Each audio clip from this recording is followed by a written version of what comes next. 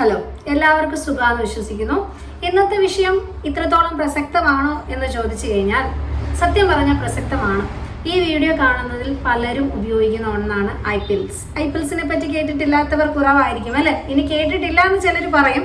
കാരണം ഞാനിത് അറിയാമെന്ന് പറഞ്ഞിട്ടുണ്ടെങ്കിൽ ബാക്കിയുള്ളവർ എന്നെ പറ്റി എന്ത് വിചാരിക്കും, അല്ലെങ്കിൽ ഞാൻ ഐപിഎൽ കഴിച്ചിട്ടുണ്ടെന്ന് പറഞ്ഞാൽ ബാക്കിയുള്ളവർ എന്ത് വിചാരിക്കും എന്ന് കരുതി റിവീൽ ചെയ്യാത്ത ഒരുപാട് പേരുണ്ടാവും. അവർ റിവീൽ ചെയ്യണ്ട, പക്ഷേ ഈ വീഡിയോ ഒന്ന് പൂർണ്ണമായിട്ടും കണ്ടാൽ മതി.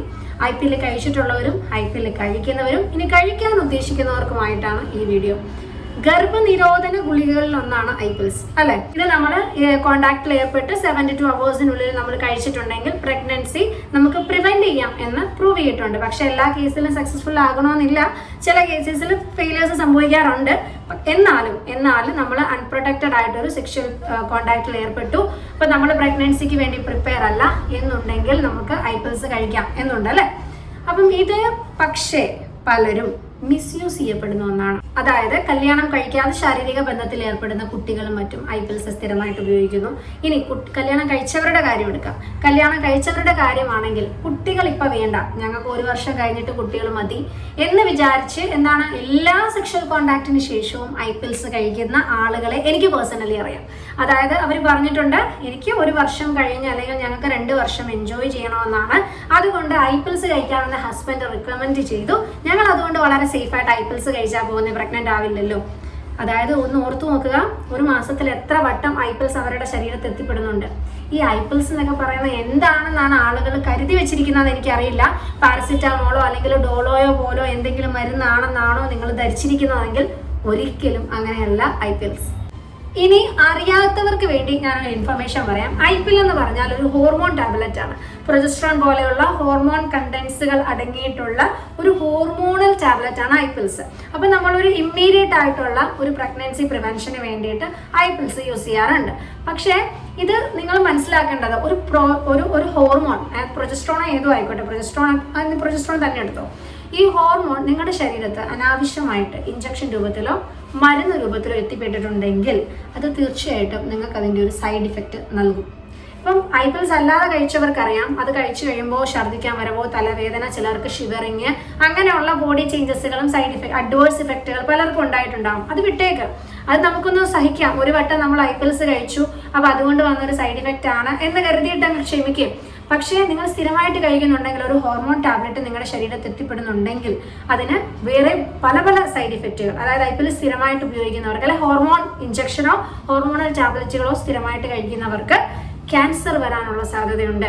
അത് ബ്രസ്റ്റ് ക്യാൻസർ ആവാം, സെർവിക്കൽ ക്യാൻസർ ആവാം, ലിവർ ക്യാൻസർ ആവാം. ഗർഭനിരോധന ഗുളികകളെ പറ്റി പറയുമ്പോൾ ഞാൻ ആഡ് ചെയ്യുന്ന വേറെ 2 കാര്യങ്ങൾ കൂടിയുണ്ട്.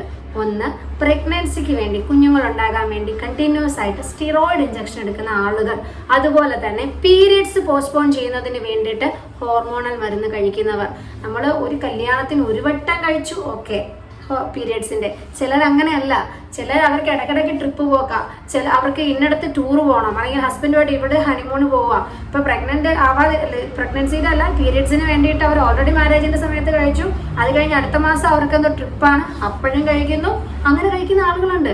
അതുപോലെ കുഞ്ഞുങ്ങൾ ഉണ്ടാകുന്നില്ല എന്ന് ഓർത്തൊരു സ്റ്റിറോയിഡ് ഇഞ്ചക്ഷൻ എടുത്തു, പിന്നെ അത് തുടർച്ചയായിട്ട് വർഷങ്ങളോളം എടുക്കുന്ന ആളുകളുണ്ട്.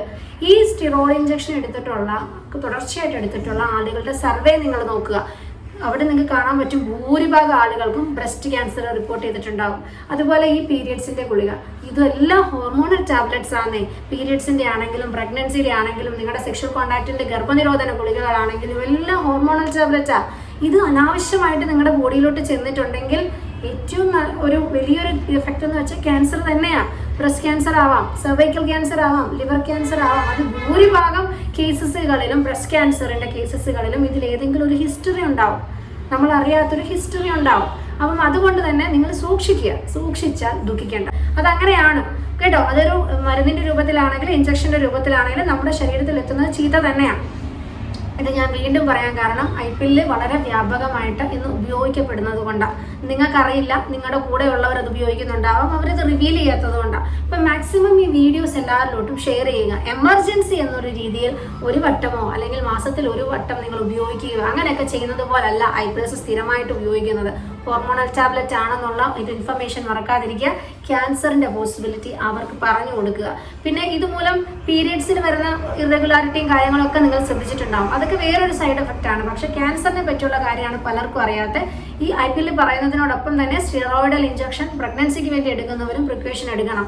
ഈ IPL കഴിക്കുന്നവർ തന്നെ ഉണ്ടല്ലോ, ഒരിക്കലും ഡോക്ടറുടെ പ്രിസ്ക്രിപ്ഷൻ പ്രകാരമൊന്നും അല്ല കഴിക്കല്. അങ്ങനെയാണെന്നുണ്ടെങ്കിൽ ഇങ്ങനെ കണ്ടിന്യൂസ് ആയിട്ട് ഉപയോഗിക്കാൻ ഒരു ഡോക്ടറും പറയത്തില്ല. ഇത് ഒരു വട്ടം ഒരു ഡോക്ടർ കൊടുത്തു കാണും, പിന്നെ അവർ സ്വന്തമായിട്ടുള്ള ചികിത്സയാണ്. അപ്പം അതാണ് പ്രശ്നം വരുന്നത് കേട്ടോ. പിന്നെ നമ്മൾ ശ്രദ്ധിക്കേണ്ട ഒരു കാര്യം, ഈ IPL മാത്രമൊന്നും അല്ലല്ലോ, കോൺട്രാസെപ്റ്റീവ് മെത്തേഡ്സ് എന്ന് പറഞ്ഞാൽ ഒരുപാട് കാര്യങ്ങളുണ്ട്. ഇനി നിങ്ങൾക്ക് അതിനെപ്പറ്റി അറിയത്തില്ല, ആധികാരികമായിട്ട് നിങ്ങൾക്ക് പറഞ്ഞു തരാൻ വേണ്ടി ഇന്ന് ഒരുപാട് മെഡിക്കൽ പ്രൊഫഷണൽസ് ഉണ്ട്.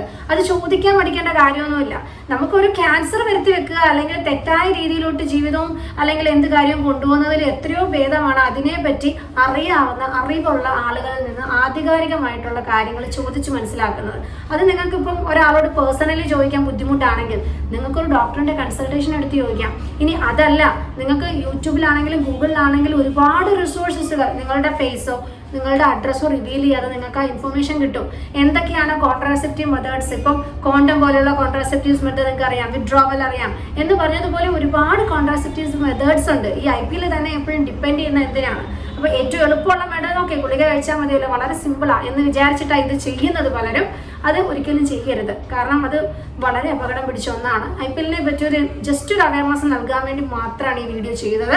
ഇത് കഴിക്കുന്നവരും കഴിച്ചിട്ടുള്ളവരും ഒക്കെ ഒന്ന് ശ്രദ്ധിക്കുക. ബാക്കിയുള്ളവരോട്ട് ഈ വീഡിയോ ഷെയർ ചെയ്യുക. ഇനി മറ്റുള്ളവർക്ക് ഇത് ഷെയർ ചെയ്യുക, കാരണം നിങ്ങൾ അറിയാതെ ബാക്കി ആരെങ്കിലും ഇത് ഉപയോഗിക്കുന്നുണ്ടെങ്കിൽ അവർക്കും കൂടി ഇത് യൂസ്ഫുൾ ആവട്ടെ. ഇതുപോലെയുള്ള ചില ടിപ്സ് അല്ലെങ്കിൽ ഇൻഫർമേഷൻസിന് വേണ്ടി ചാനൽ സബ്സ്ക്രൈബ് ചെയ്യുക. നമുക്ക് വീണ്ടും മറ്റൊരു വീഡിയോയിലൂടെ കാണാം. ബൈ.